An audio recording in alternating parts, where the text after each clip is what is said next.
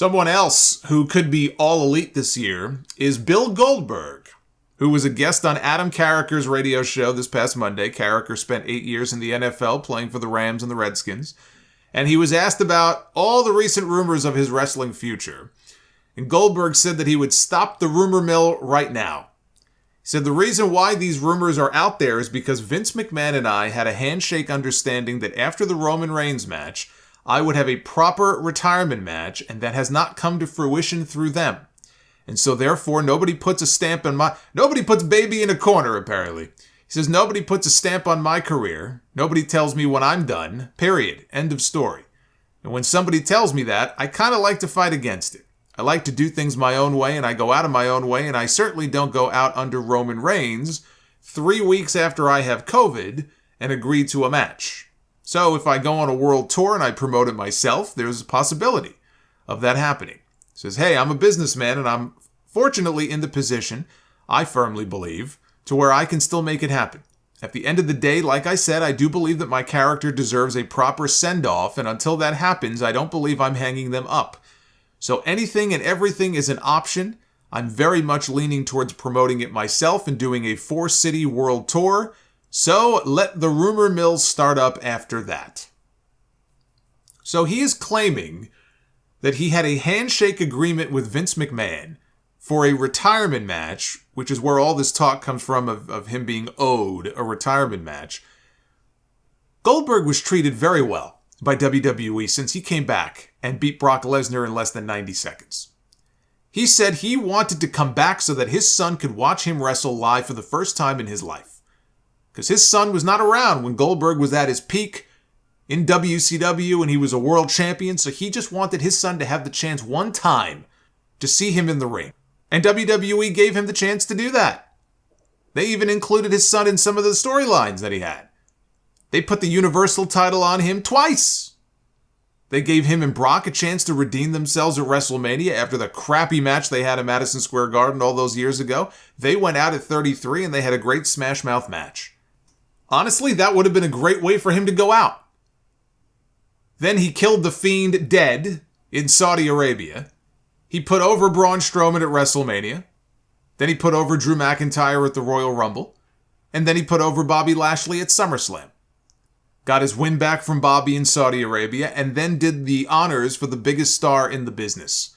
Now, if he had COVID and 2 weeks' notice to get ready for the Roman Reigns match, I can understand him feeling like he didn't put in his best performance and not wanting to go out that way. But WWE treated him very well and paid him very well. They don't owe him anything. His deal with them is over.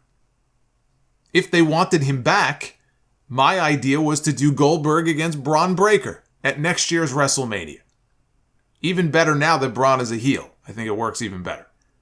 Let him put the kid over on his way out. The two of them are very similar, not just because they share the same finishing move.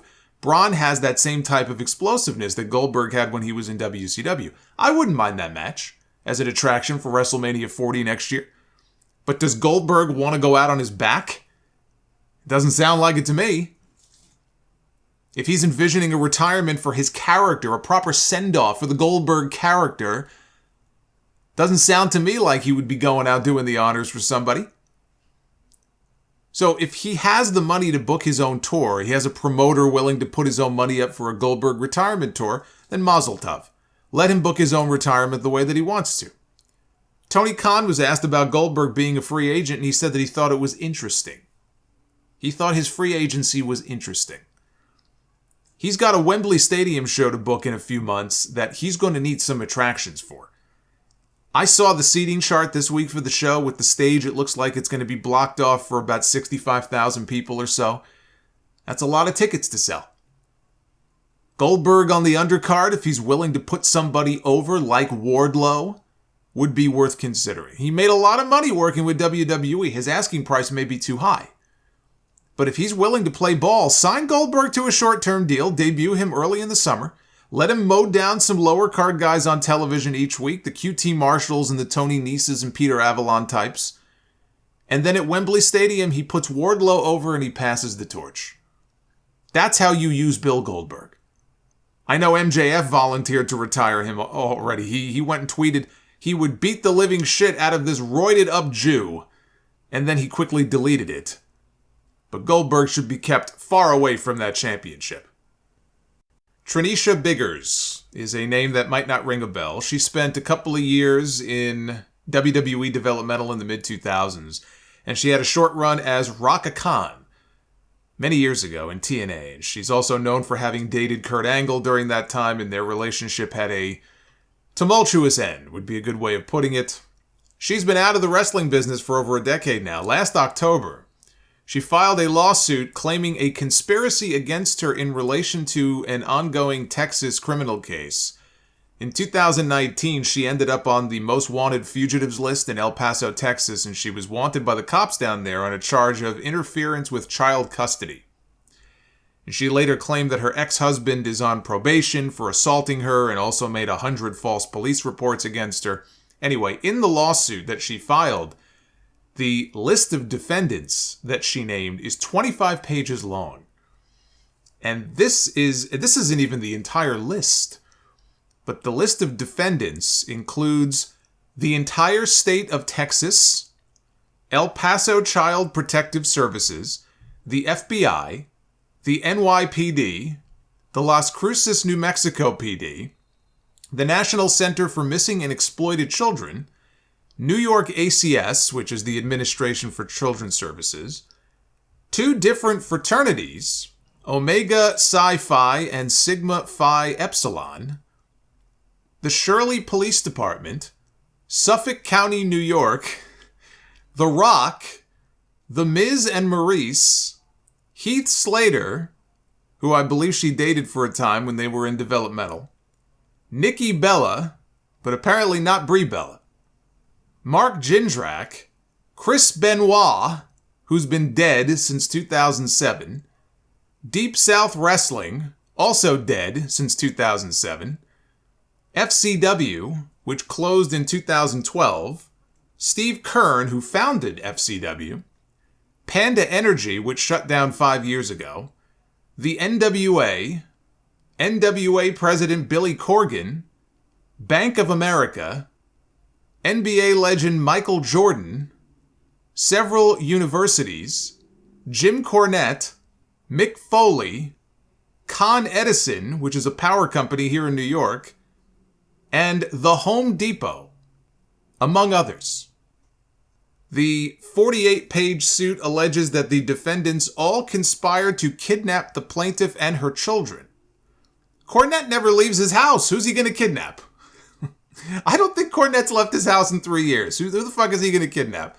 I'm not sure how Home Depot or Bank of America factors into this, though. She's seeking $3 billion in damages. And it was only reported this week that last month is when she was notified by mail at her home in New York City that she has been granted permission to move forward with the lawsuit with the prepayment of any court fees. And that's the key. If she's serious about this, she'll have to pay court fees to actually move this thing ahead. None of the defendants have actually been served yet. Some of them it would be a little difficult to. There may still be an active bench warrant for her arrest in El Paso after she missed her criminal trial on the charges of child custody interference and aggravated kidnapping. In the suit, she makes reference to being taken to Rikers Island, which for those who don't know, that's the largest jail in New York City. Claims to be taken to Rikers Island after U.S. Marshals arrived at her home to arrest her in October of 2021. But that they failed to provide a scintilla of evidence in a hearing about her extradition. She claims that the judge overseeing the hearing ordered her released, but the arrest and hearing allowed for the kidnapping, quote-unquote, of her children, and the law enforcement agencies involved failed to intervene. She also cited that the terroristic tactics, actions, and events have caused her to be unable to gain employment and has destroyed her professional wrestling career. I can't believe this suit actually ends up going through. How are you going to sue Mick Foley? Of all people. I mean, what did Mick ever do to anybody? This woman sounds like she's very well adjusted.